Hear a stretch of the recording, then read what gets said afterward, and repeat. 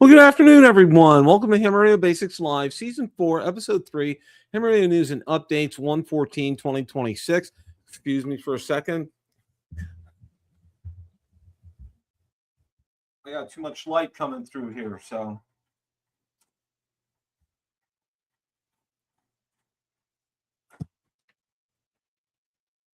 Thank you for pardon the interruption there, so to speak. So hope you guys are doing well. We're 2026 is fully underway. Got a few things to talk about.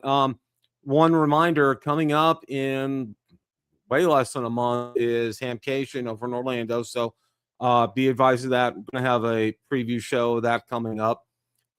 Also, we're going to be talking about Winter Field Day today as well. And then a couple of videos I think you guys should really kind of hone in on. They're really good. Cooley, welcome. Good to see you. Waypoint New England, good welcome. Thank you for stopping by. Andy, thank you for stopping by as well. All right. Cooley, like that new picture of you. Just saw you posted that. Looks real good. Great picture. So we're just going to kind of dive right into things here. Now, there's two videos here that we're going to talk about, and then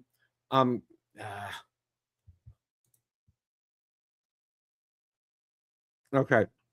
There's two videos that I want to talk about today that really kind of stood out to me from the past week of all the other ones. And the first one is, and it's done by Smoking Ape, and I think you guys should watch it. And basically what he's doing in this video here is, talking about the age-old discussion about, spurious emissions with Baofengs, and apparently that he had Josh and he exchanged some emails about this and some videos about this, and did a very thorough video on it. It's actually long. It's almost an hour long, but I do suggest that you watch this. Kind of level sets a lot of things. I think, I spent some time watching it, and it's very good. It's very well done. Very professional, and there's really no name calling or anything in here. It's just, opinions of things, and the testing is done well. I don't think there's any issue with that. So I encourage you guys to go out there and watch this. It's a great video. He has excerpts of clips with Josh and on there, and it's well done. It's very well done. So kudos to Smoking Ape for this. That was a pretty good job. And it's always kind of hard to do a video like this, because you're dealing with another well-respected member of the ham radio community, and you got to be real careful. And Smoking Ape is real careful here. So again, a lot of kudos to you, Ape, for doing this video. You did a great job on that, and my hat's off to you. Now, you guys know it's no secret, one of my favorite ham radio tubers out there is Mike K at MRD. The guy, he just absolutely loved this guy. From day one, got the chance to meet him at Hamcation last year. Just a great guy. Absolutely love him. Just, can't say enough great things about him. Well, you all know he got the Yaesu FT-60R earlier this year and has some trials and tribulations, but for the most part, it's working out well. Yeah, Andy, it is. It is a really good video. I did spend some time and I watched the whole thing. The other video that I want to talk about is, okay, this is a commercial that's coming on, and I don't want to show that. Let's see if I can skip that here. Okay. All right. I'm going to go ahead and share this with you. Now, there was a lot of, I don't want to say consternation, but a lot of a discussion when the Yaesu FT-60R first came out. There was a lot of out of the box type issues, but Yaesu quickly addressed all of them very promptly, which I thought was great. And here today, what Mike talks about in this video, and this is another one I really suggest that you guys watch this. Okay. A friend gave to him, apparently Yaesu has a tuner that's built specifically to fit on the back of the FTX1. And I'm sorry, he said it a couple times and it flew over me. So and he said it fits so well that it takes it a little bit off balance. And he said, there's a fine balance where you get a nice view from it when you're outside, of course, doing POTA like Mike does a lot. Well, here in this instance here, this tuner, and he shows it, and it's no bigger than the, it's as long as the FTX1, and it's meant to fit on the back right there. Well, he ran through a gambit and a series of tests on here, and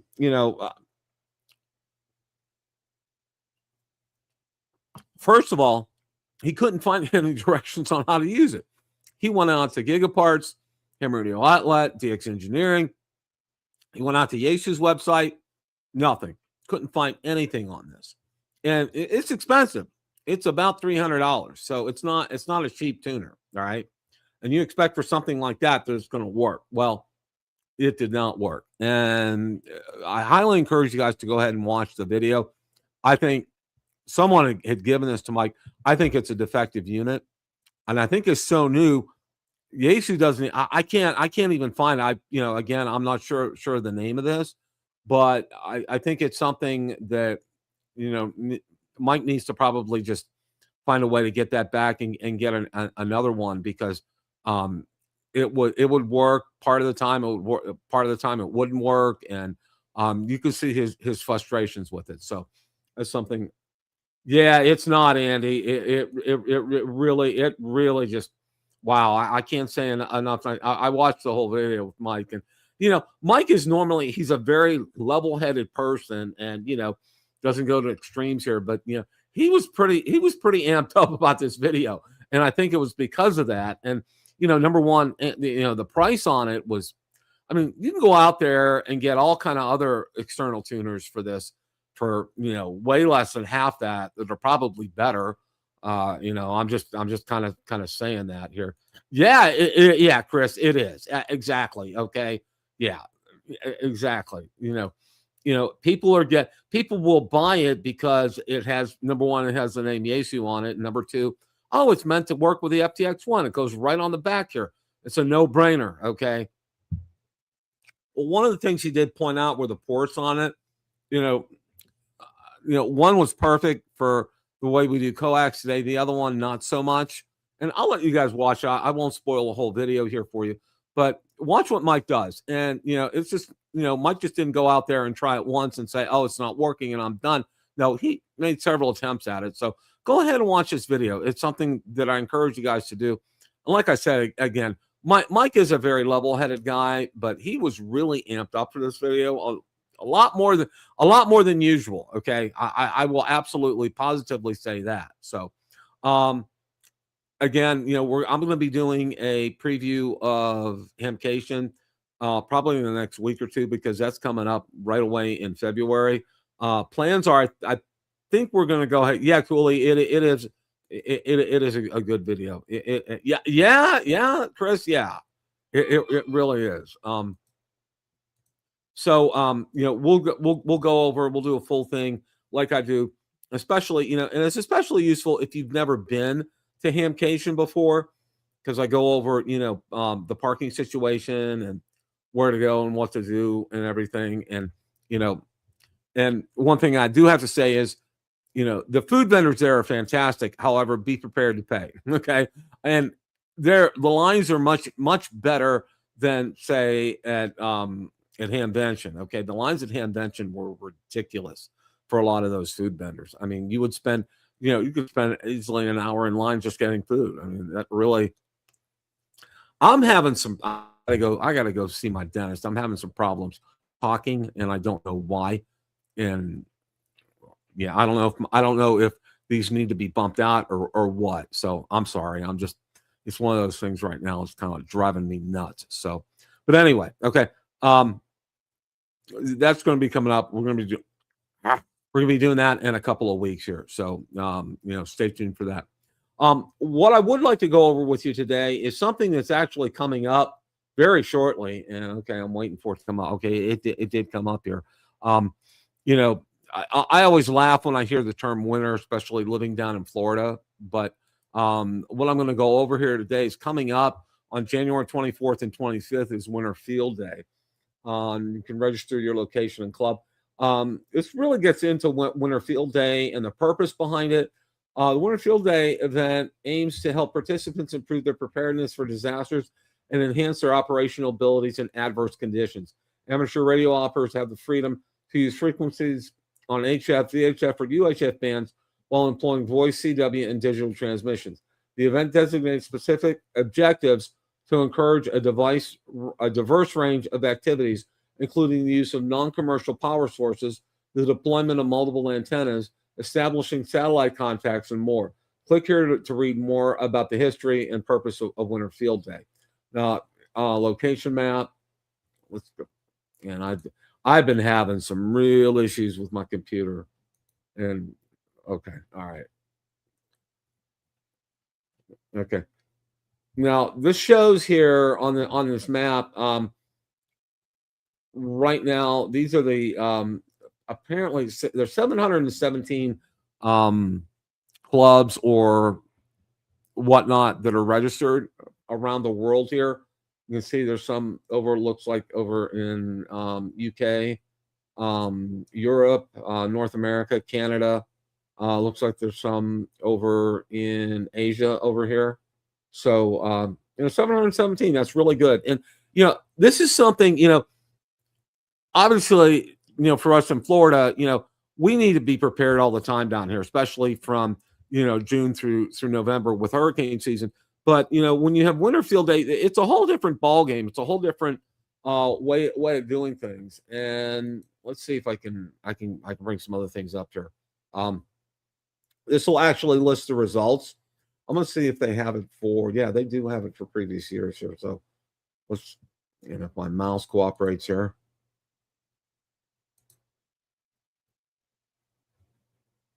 And it lists what everybody's final score is. Did they hit the objectives and so forth, which is really nice. Now they do have a course there, is swag to be able to get for Winter Field Day, and there's a page for that.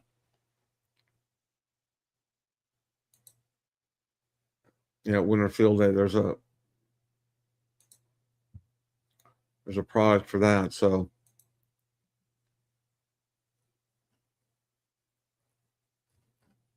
very interesting. Yeah. And one of the things, the purpose that, Winter Field Day does is, it really helps you have a mindset of preparedness, and I know our friend Julian, over in Finland, he practices this all the time, almost day in and day out. His videos, his channel is really kind of dedicated to that. And this is a great time and a great place to go out and actually participate in this. I know, for example, I haven't seen anything from my club, but there's one on the Gold Coast. And the Gold Coast, if for those of you who aren't in Florida, that's the Atlantic coast. And it's near to where Sunrise is, which is kind of near and dear to my heart with the Florida Panthers. But they have a fantastic club down there. It's called the Gold Coast Amateur Radio Association down there. And they really do up Winter Field Day right. Can't say enough nice things about them. The registration material is very easy to fill that out. I really, really, really encourage you guys, if this is something that you're interested in, check out your local club if your local club's doing something like this, because a lot of times they may not. And find one that does. I think that would really help. And like I said, it really kind of helps you with a mindset of being prepared for this. And it's not just winter, and winter poses challenges in and of itself. And a lot of times, when you're doing things like this with Winter Field Day, you're out in the cold and you're having to deal with snow and things, and and it really helps you get prepared for an event, something like this, in real life, if that would really happen with something like this. So again, that's something I encourage you guys to do that. The registration is here. I take a look and see. And of course, registration is free. But I mean, it's really a good way of getting people involved, getting them engaged, and getting them with a great mindset that this is something that is going to help. It's going to be a benefit. It's a great practice. It's just something that's really good. And and I know a lot of guys in the southern states do winter field day as well too. They don't face the challenges that those of you up north do, but it's still, like I said, a good practice to do that. So as far as that's concerned, some other things that I wanted to go over here is you probably saw, and I know Waypoint New England, those of you with you follow me on my drone channel, that the FCC, DJI is officially on the FCC's blacklist, which means any new drones won't be approved by them.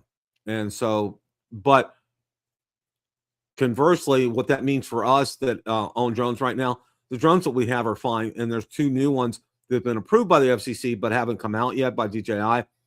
We'll still be able to buy those. Now, when I say buy those, you're not buying through normal channels. You really got to go through an eBay seller that's usually overseas. I've bought in quite a few things from China, and actually no tariffs on them, believe it or not, and also from Japan and from South Korea. South Korea is a huge seller of DJI products, and at reasonable prices too. And one of the things I've been encouraging people to do is to go ahead and stock up on some of these things, like buy even extra drones, like propellers and batteries and so forth. Yeah, I know we're ham radio guys, but I'm trying to, what I'm trying to do is give you guys a mindset. We have never had anybody as an advocate for us out there with Congress, with the government defending us. Okay. We have an advocate out there. We have ARRL, and, I know there's a lot to be said about them, and I agree with a lot of that, but that we do have a thing called the Spectrum Defense Fund, which I think is one of the things that we do need to support. I want more bandwidth. I don't want less. I don't want bands taken away from us. And the way things are, the way the weather is, the way sunspots are, and the solar activity is, it monkeys around with us being able to get out and maybe do some DXing or even QRPing or anything. It really really kind of to us out there. So you kind of got to be real diligent and definitely dedicated to help out ARRL and help the Spectrum Defense Fund, because they advocate for us. Now, one of the things that they're pending legislation that's out there that ARRL is for is it's about HOA and ham radios. And there's a bipartisan bill, both Democratic and Republican, that's going through Congress. And I don't know where it's at, if it's stalled or what. And I'm going to do some investigation on it. But it's going to allow you to actually put a tower or erect an antenna in your HOA in your property, which would be fantastic for me because I do live in an HOA. It's pretty strict. I can do a flagpole up to 20 feet, and I've been doing some cost options from that. It's going to run me a couple of grand easy to do that. By the time I get that set up, get a foundation poured, get the antenna. Our lawn is cut for us, and then have to run coax from that into the house. And there's a lot of stuff that I really seriously can't do a lot of that, so I'm going to need a lot of help with that. So but it would allow a permanent structure out there, so we wouldn't have to disguise it as like a flagpole kind of a thing, which I think is really good. I think it's really good. So yeah, Chris, yeah, I can see why. I have gone that way, just thinking about that a lot myself. So, but yeah, with my computer, it's really kind of crazy. So, KD9WNB, welcome. Thank you. I just saw you here. So, thank you for stopping by this afternoon. That's kind of all that I got for today. Definitely watch that video from Mike. It's really good about that tuner. Definitely watch that video from Smoking Ape. He did a great job, and I'm really impressed with him. And I'm really impressed because it could have gotten out of hand, it could have gotten ugly, but it didn't. And have discourse between two ham radio YouTubers, which I thought was great. And they both have valid points, so you do want to watch that and understand that.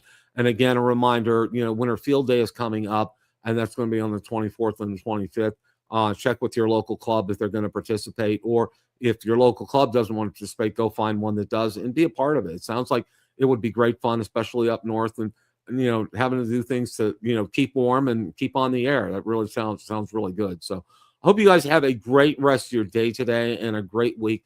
I have some reviews coming up. They're in the pipeline. I'm just trying to get some time to do them. But yeah, I got quite a few HTs for Christmas, so it's going to be real interesting.